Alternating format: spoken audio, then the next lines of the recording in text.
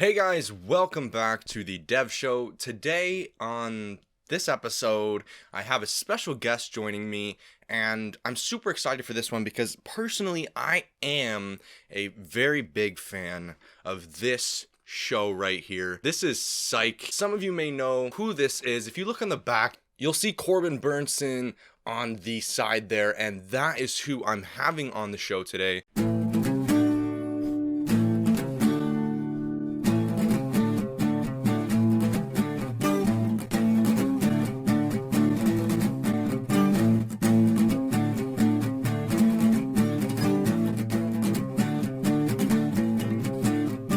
Without further ado, Corbin Bernsen. All right, so I'm here, guys, with Corbin Bernsen. How are you doing? I am doing wonderful. Thanks, man. Thank you for coming on the show. I just want to, before I dive into my questions here, I want to say personally, this is one of my kind of goals for interviews because I'm a big fan of this show here. My YouTube, I guess fans, would say they know that I'm a big show fan of this show here. So I'm stoked to be talking to you. And Thanks for. that's why you're wearing your Hawaiian shirt. Is that it? That's why. Well, I actually wear Hawaiian shirts on the channel because I like the different patterns. So that's why. Okay. But All right.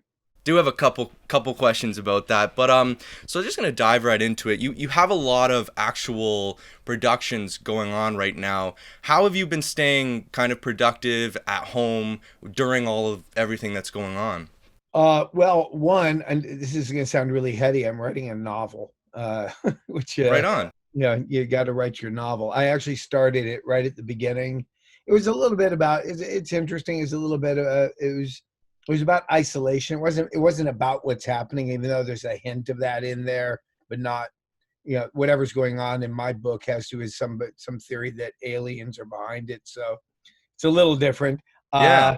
But it has to do with a guy who spent his entire life. He's been in isolation. He's isolated himself, not physically, but from the world from a young age, and so everything that's going on it fits perfectly with him. But yeah, it's a Yeah. strange little thing called the Wildwood Room 310. Right on. Did you find it? Did you get any kind of inspiration from what's going on? Has it helped you write? Yeah, I did. I was actually staying at a place in the valley where I live called the Sportsman's Lodge. My wife and I, when all this stuff hit and we were kind of stuck there, we had to do some stuff in L.A. We just come back from Hawaii. I did an episode of Magnum PI. We were meant to be there for a week or two, and all of a sudden, the stuff and the stay-at-home stuff. And we started. There's like connecting doors to rooms. There's Yeah. like strange sounds and things coming from the next room, and finally, after about a week or 10 days, and things, I don't know if you remember the beginning of this, it was all kind of like, what's going on? It's weird, Yeah. right? And we'd wake up and there were like sounds from the other room. It was strange. And then one night the police are there and they're arresting this woman who's kind of been living in there, but it's a motel, and but not supposed to be. It's not a motel, it's a hotel. Very Right. weird. Nobody knew who she was. It was just odd. And I had this notion that she was an alien. Really? Yeah. I might have been asleep when I thought that, but it stuck, and it was born. And it really is about this guy who always goes back to this room. I called it the Wildwood Lodge, room 309, which is a connecting room to 310, where a very famous rock and roll star committed suicide, kind of like the hotel in what do you call it, in New York, uh, and the Chelsea. And he just starts he spends a lot of time in this room. He always goes back because he wants to get close to that guy he thinks all the answers are in room 310, just between that connecting door. Are you almost finished writing the book? Are you Yeah, done? I'm Where's it pretty at? damn close. Page wise, I've got enough for a novel.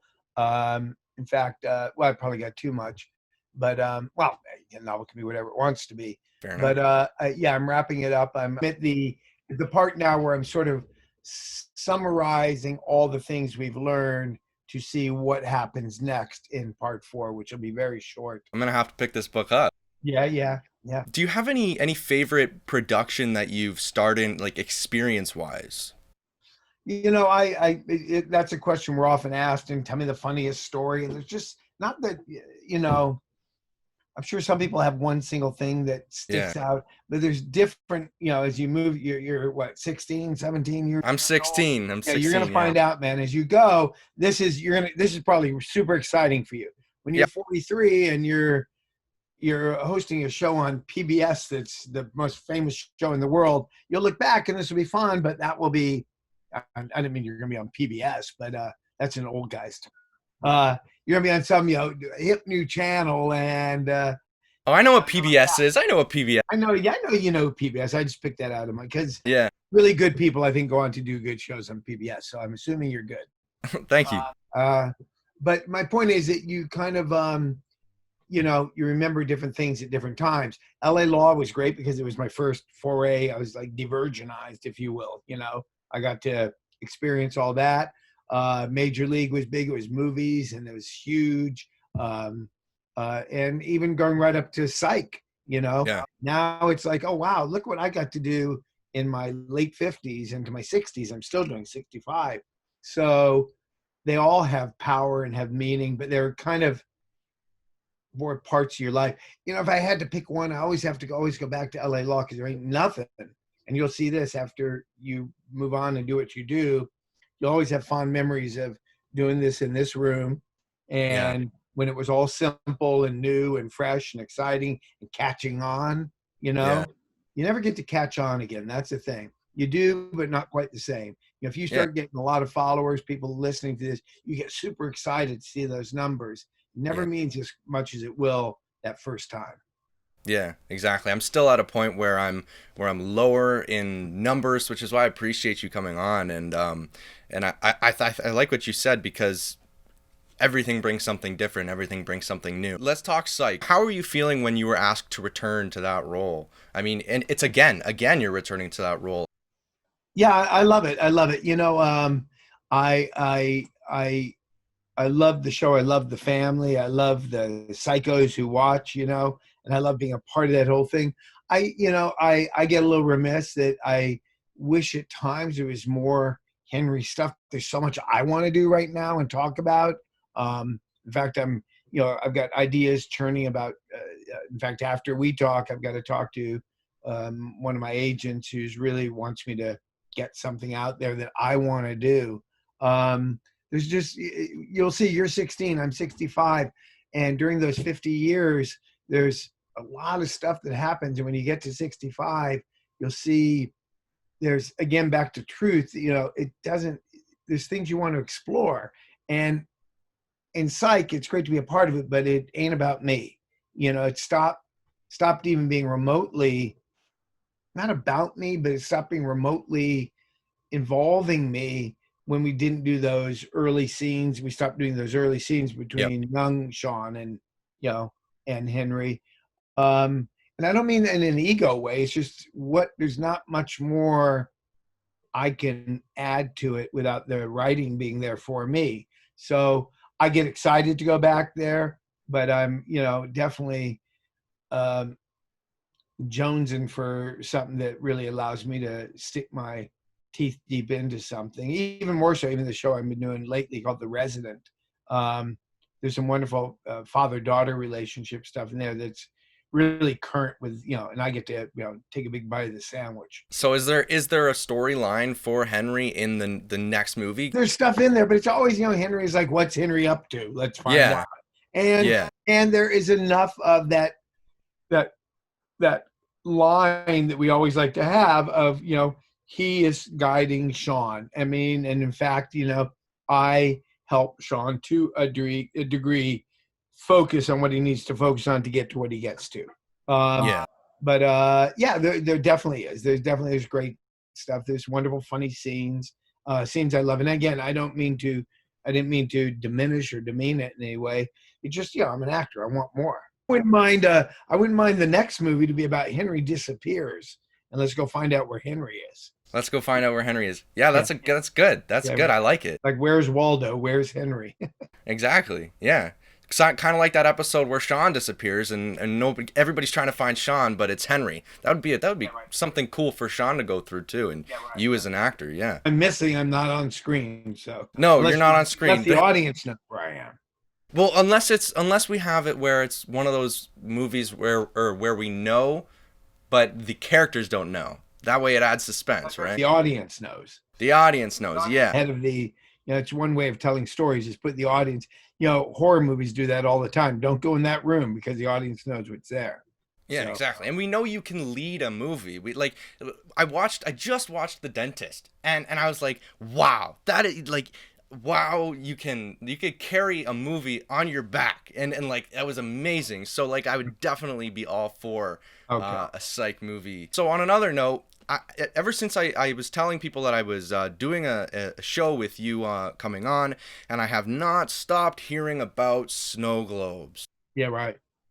How many do you have, man? How many you Like got? 9,000 of them. 9,000? 9,000. I have a pretty big collection, one of the biggest ones in the world.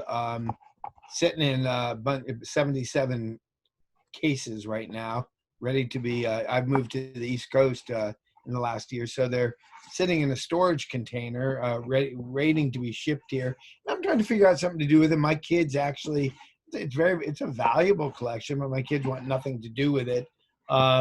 I'm actually trying to. I got to figure. One of my big things in the next year is figure out. I often thought it was a book, but that seems like a lot of work. I'd like to create a place where people can come and see them, Oh yeah, for sure. even if it's upstate New York where I live. It's like, oh wow, there's this massive snow globe collection in Hudson, New York. Where are you? I'm in Canada. I'm in Niagara Falls, Canada. Oh, so you're close to me. Oh wow, we're not too far away. I go to New York for I go to Buffalo, and Buffalo is pretty neat to go see the Niagara Falls from the American side. Have you seen the Oh yeah, done a barrel over the edge of them You have? up Oh there. boy. Is there anything that you don't get asked that you'd like to kind of talk about, you wish people asked about more? Kind of like I was saying about the faith stuff. Um, there's this incredible thing that's happening to all of us right now. I don't care if you're in Canada or England or US or Mexico, it doesn't really matter.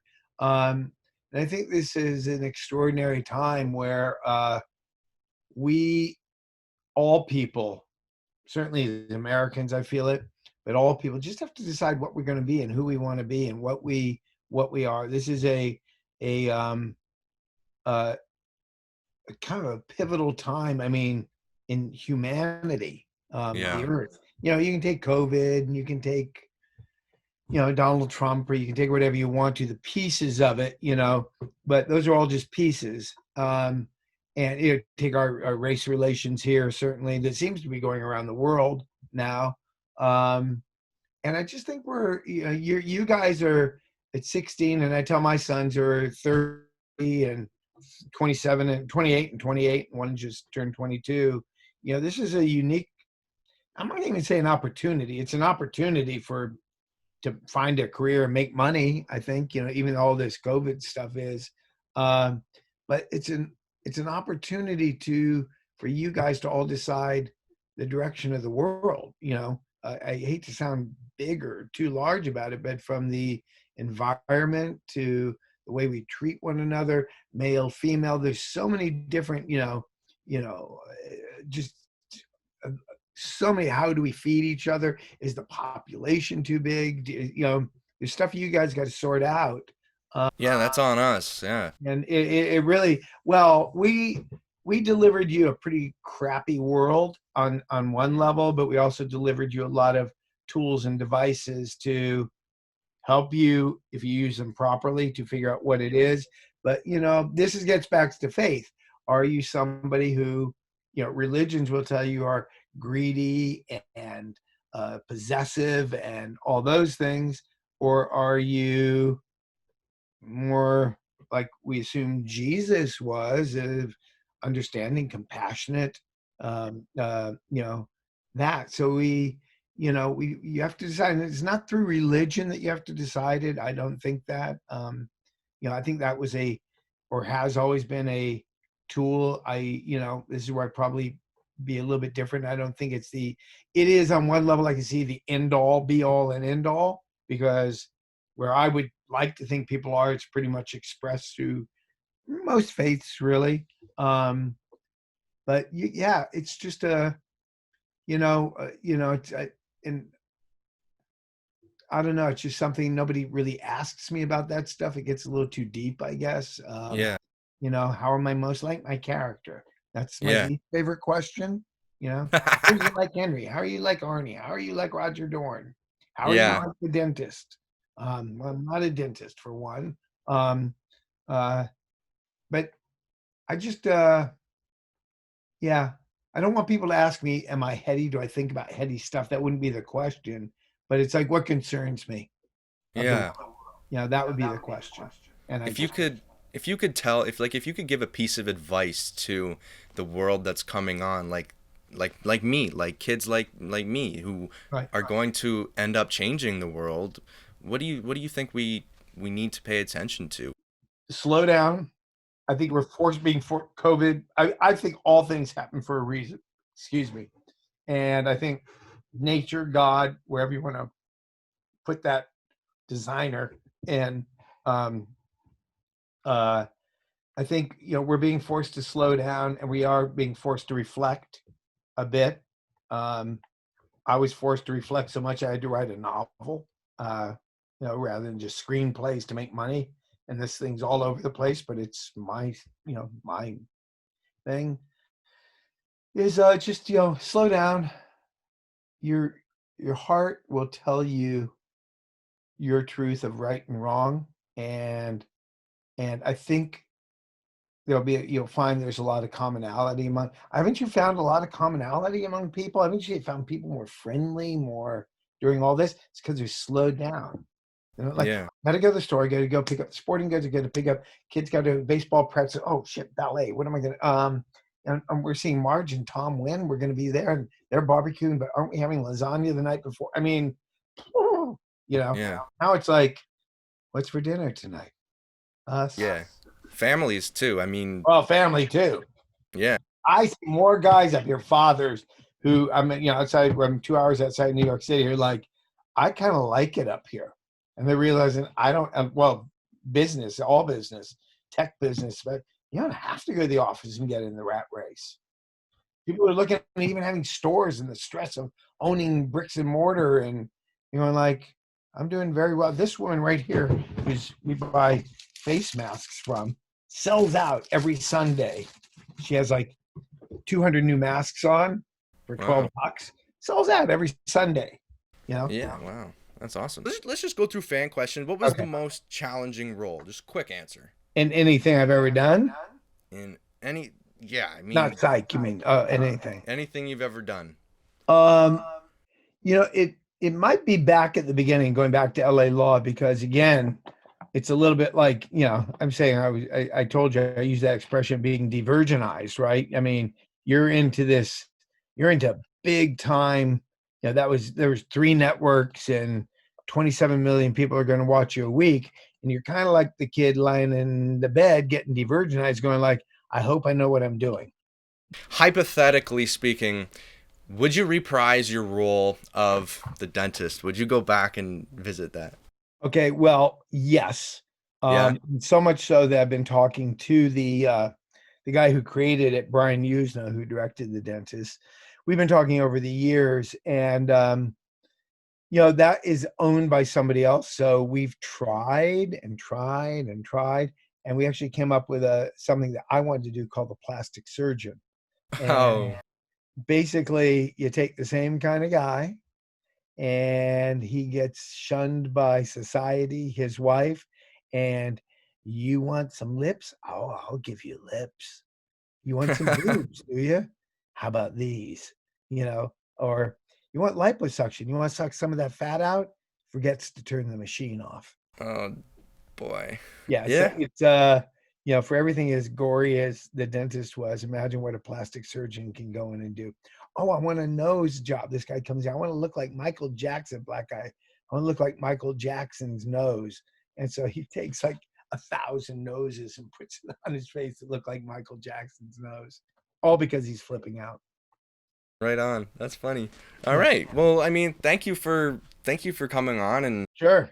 being so generous. I mean, it's tough getting guests on, and I'm so stoked that somebody that I genuinely look up to as an actor, and just because I like the show, decided to come on. So thank you. I'll try to find you more people. Oh, thank you. That would be awesome.